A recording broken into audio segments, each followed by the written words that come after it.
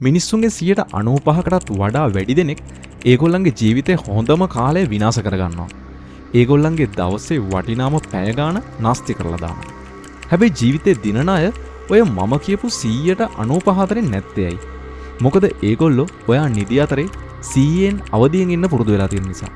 ඔයා දවස පුරාම ෆෝන් එක ස්ක්‍රෝල් කරන අතරේ ඒගොල්ලෝ එයාලගේ සාර්ථකත්වය ගොඩනගනවා. ඉතින් මෙහෙම ඔයාගේ පුරුදු අස්සේ හිර වෙලා ඉන්න ඔයා අවුරුද්දකට පස්සේ ඔයාටම කියා ගන්නවා ලබන අවුරුද්දේ මම වගේ ජීවිතේ සාර්ථක කරගන්නවා කියලා. හැබැයි ඔයගොල්ලන්ගේ ඒ අවුරුද්ද ආපු දවසක් නම් නෑ නේද?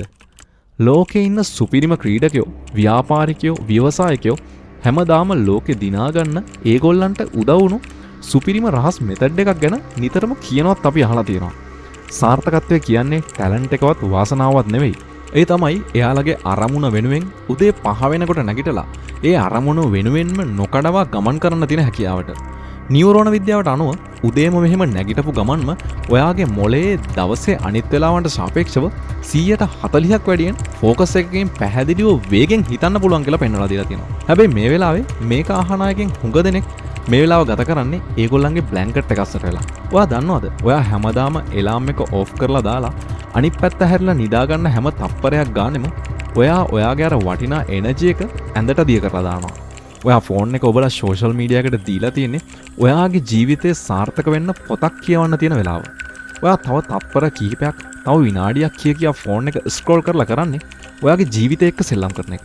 හැබැයි මේ වීඩියෝ එක බලන ඔයාට අද ඉඳලම අනිවාර්යෙන් කරන්න වැඩක් තියෙනවා. ඔයා අද රෑම ඔයාගේ එලාම් එක හෙට උදේ 5ට සෙට් කරලා තියන්න. නැගිටලා මහලොකු වැඩ කරන්න ඕනේ නැහැ. උදේ 5ට මේ ලෝකේ ලස්සන දකින්න පුරුදු වෙන්න ඕනේ. උදේම නැගිටලා සීතල වතුර ටිකක් බීලා ඒ වෙලාවට නැගිටින එකේ වටිනාකම දකින්න පුරුදු වෙන්න ඕනේ. ඔයාගේ අනාගතය වෙනුවෙන් දකින්න හීනෙට යන්න තමන් කරන්න ඕනේ ගෝල් එකක් ලියලා ඒ වෙනුවෙන් දවස් 21ක් තිස්සේ කැපවීමෙන් නැගිටලා ඒ හීන වෙනුවෙන් තමන් උදේම නැගිටලා තමන් ලබන සතුට විඳින්න පුරුදු වෙන්න ඕනේ. ඇත්තටම මොකද කියනවා නම් ඒ තමයි ඔයාගේ ජීවිතය.